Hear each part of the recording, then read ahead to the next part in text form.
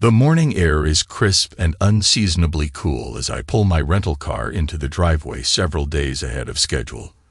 Officially, I am in the midst of a week-long business trip in another state, an alibi provided unknowingly by my boss who believes I am scouting potential expansion sites.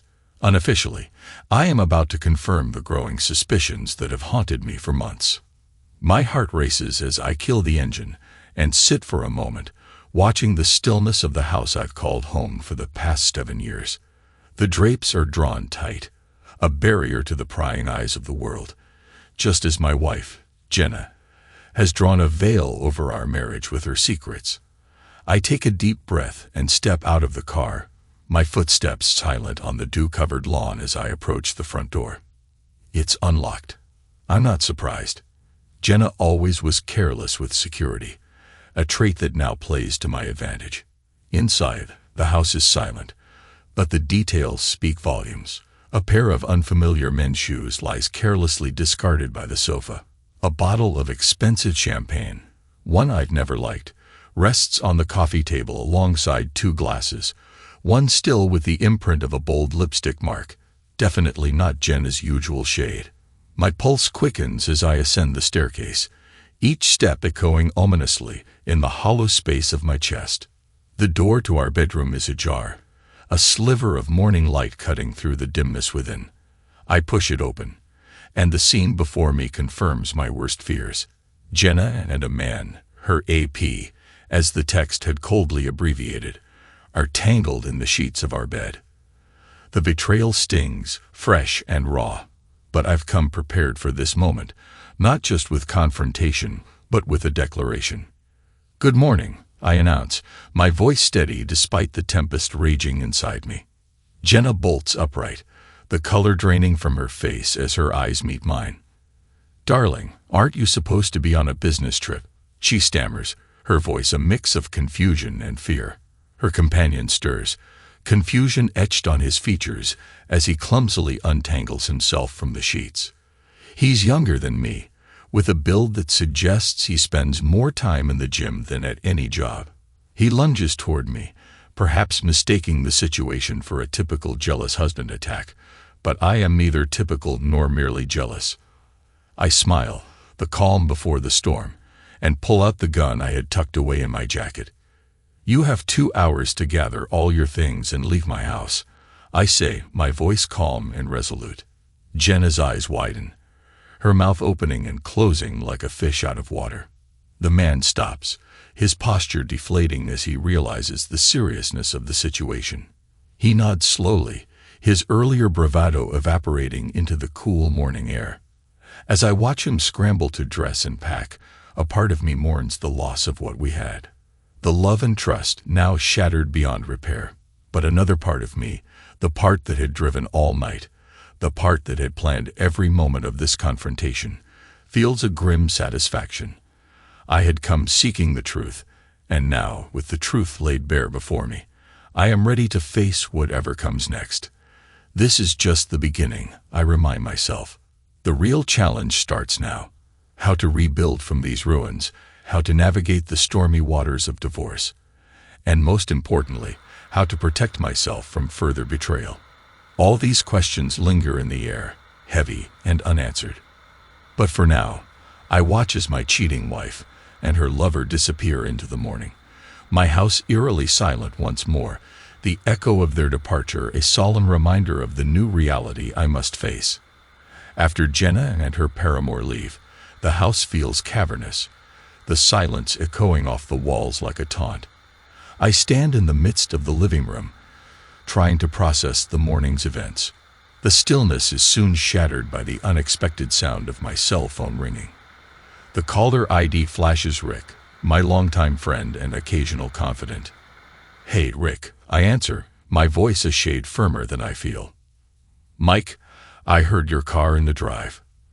Thought you were out of town till next week," Rick says, his voice filled with a mix of concern and surprise. "Yeah, change of plans," I reply, glancing around the room as if the walls might offer some support. "Can you come over? I need some advice." "Sure thing, buddy. Give me 10 minutes." Rick arrives quicker than promised, his expression a mixture of curiosity and concern as he steps into the chaos. I lead him through the house, explaining the morning's confrontation. His face hardens with each detail, the loyalty of a lifelong friend radiating in his stance. "What are you going to do now?" he asks as we sit down at the kitchen table, strewn with the remnants of my hastily made coffee. "I'm not sure yet, but I need to figure out everything. Finances, the house, the whole mess. You need a lawyer, Mike, and maybe a private investigator. If she's been doing this for a while, who knows what else you might uncover?" I nod, the idea settling in with a weight I'm not entirely prepared for. "You might be right, but first, I want to know how deep this goes. Was it just him, or are there more?" Rick claps a hand on my shoulder. "Let me help. I've got a cousin who's a PI. He's discreet and thorough. He can dig up whatever you need to know." "Thanks, Rick. I appreciate it," I say, feeling the first threads of a plan weave together in my mind. We spend the next hour devising a strategy. Rick's cousin, Tom, agrees to meet us later that afternoon. As Rick leaves to make arrangements, another unexpected visitor arrives at my door. It's Jenna's best friend, Lisa, her eyes wide with a mix of fear and curiosity. "Mike, is Jenna here?" she asks, stepping just inside the doorway, her gaze darting around the room as if expecting to find Jenna hiding. "No, she left," I respond, the bitterness seeping through my carefully neutral tone. "Left? Left where?" Lisa's voice pitches higher, her anxiety palpable. "I caught her cheating, Lisa, in our bed. I told her to leave." I say, the words tasting sour on my tongue. Lisa gasps, her hand flying to her mouth. "Oh, Mike, I had no idea." "Did you really not know?" My question hangs between us, heavy with accusation. Lisa looks down, her fingers nervously twisting her wedding ring. I suspected something was off, but Jenna swore it was nothing. I didn't think she'd ever go this far. Her admission stirs a mix of anger and pity inside me. Well, she did. Lisa's eyes meet mine, filled with tears. "What are you going to do?" "I'm figuring that out. Right now, I'm going to find out everything I can about her and everything." Lisa nods, wiping away a tear. "If there's anything I can do to help."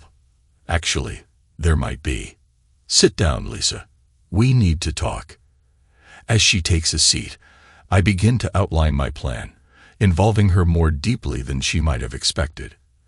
As the afternoon sun begins to wane, my house, once a symbol of my marital bliss, transforms into a command center for what promises to be a long and revealing battle. Lisa sits across from me, her features etched with concern and regret. "Mike, I want to help, really, but what can I do? I'm just Jenna's friend.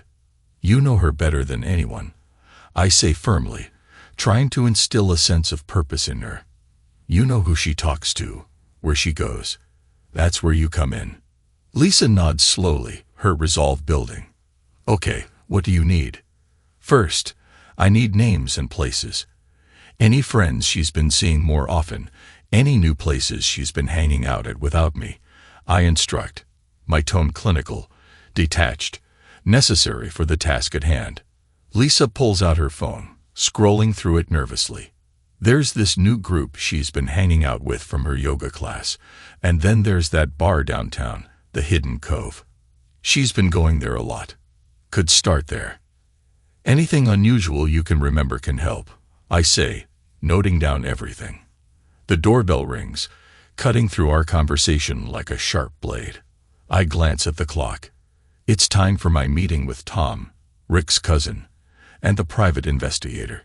I usher Lisa into the dining room for privacy and open the front door. Tom extends his hand, his grip firm and his demeanor all business. "Mike, Rick told me a bit about your situation.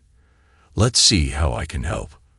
We settle in the living room, and I brief him on everything, from Jenna's infidelity to the morning's confrontation. Tom listens, his expression unreadable, jotting down notes in a small pad. "Based on what you've told me, We'll start with surveillance on the places Lisa mentioned. I can also do a deep dive into her financials. See if there's anything out of the ordinary, Tom suggests, his voice calm and reassuring. Let's do it. Whatever it takes, I respond, the gravity of the situation settling in. Tom nods and stands, ready to start immediately. I'll keep you updated with everything I find. Discretion is key here. As Tom leaves, Lisa reappears, looking pale but determined. Mike, there's something else. Last week, Jenna mentioned a trip she planned months ago. Something about a weekend getaway, but she was vague about the details. Did she mention who she was going with? I ask, a new lead sparking interest. No, but she's been secretive about her phone lately. Maybe there's something there, Lisa hints. We need to get her phone then. I say, more to myself than to Lisa. The rest of the day is a blur of phone calls and planning. As evening falls, I sit alone, the house quiet around me. My phone vibrates with an update from Tom. Started surveillance at the hidden cove. Will monitor who she meets. Checking her financials next. I reply with a brief acknowledgement, my mind racing. This is just the beginning, I remind myself. The real work starts now. As the night deepens, the weight of my actions and decisions presses down on me. In seeking the truth, I've set in motion events that cannot be undone. I brace myself for what's to come, knowing that each step forward is a step further into the unknown. Night has fallen, and the stark shadows cast by the moonlight through the blinds of my home office seem to underscore the gravity of my situation. I've been sitting here for hours, piecing together every scrap of information Tom and Lisa have gathered. When my phone buzzes, it's Tom, and his message is terse. Need to meet. Big update. Minutes later, I'm pulling into the dimly lit parking lot of a nearby diner, where Tom said he would wait. I spot him in a corner booth, a manila envelope thick with documents on the table in front of him. Mike, he greets, his voice low as I slide into the booth opposite him. What did you find? I ask, my voice tense. Tom slides the envelope across to me, took a deep dive into her financials, and followed up on the yoga group. Turns out, Jenna's been funneling money into a private account. Lots of cash withdrawals, too. I sift through the documents, my heart sinking with each line I read. And the yoga group. They're clean, mostly. But I track Jenna to a private club downtown, the Gilded Lily. It's exclusive, very secretive. That's where the money's going. A private club. I frown. Why? That's not all. Tom hesitates, then continues. I followed her there last night. She met with someone. Looked like a business meeting. Business? What kind of business does Jenna have there? I press, confused and increasingly anxious. Tom leans in, lowering his voice even more. That's the part you're not going to like. The man she met with. It's Daniel Reese, your business partner. My stomach churns. Daniel? What does he have to do with Jenna? I don't know the full extent yet, but it looks like they're planning something big, and it's not just a personal affair. I sit back, stunned. The betrayal now twofold. My wife and my business partner. Feels like a physical blow. What do? We get more proof. We need to know what they're planning. Tom's determination mirrors my own. The next few days are a blur of surveillance and clandestine meetings. Lisa, too, proves invaluable, her guilt over her initial ignorance fueling her efforts to help uncover the truth. Finally, we have enough to confront them. I arrange a meeting under the pretense of discussing new business strategies, inviting both Jenna and Daniel. They arrive at my office, unaware of each other's invitations until they see one another. Confusion registers on their faces. Mike, what's this about? Daniel asks, cautious. I throw down photos of them together at the Gilded Lily, alongside bank statements and other damning evidence. You tell me, I say coldly. Jenna goes pale, her eyes darting between the photos and me. Daniel's composure cracks, his usual smooth demeanor faltering. It's not what it looks like, Mike, Jenna starts, but I cut her off. Save it. I know about the money and the meetings. I know everything. Daniel steps forward, trying to salvage the situation. Mike, it's business. We were going to bring you in, eventually. By stealing from me and going behind my back. My voice is icy. Jenna breaks down, sobbing. I'm sorry, Mike. It started as a way to build something of my own. It got out of hand. Tom steps into the office, nodding to me. Got all that recorded. The shock on Jenna and Daniel's faces tells me they realize the game is up. As they scramble to explain, to beg for my forgiveness, I feel a weight lift off my shoulders. Knowing the truth, as painful as it is, frees me from the lies that had shackled my heart and my future. In the end, Jenna and Daniel leave my office and my life for good. The betrayal is deep, but it opens the door to new beginnings. As I watch them go, I'm already thinking of how to rebuild, not just my business, but my trust in those around me. And as for Tom and Lisa, their loyalty assures me that not all is lost. In the depths of deception, I found true allies, and with them, I step into a future filled with genuine possibilities. Thanks to everyone who took the time to listen to today's stories. If you enjoyed it, please consider liking and subscribing if you haven't already. Feel free to share your thoughts on the events in the comments below. Take care.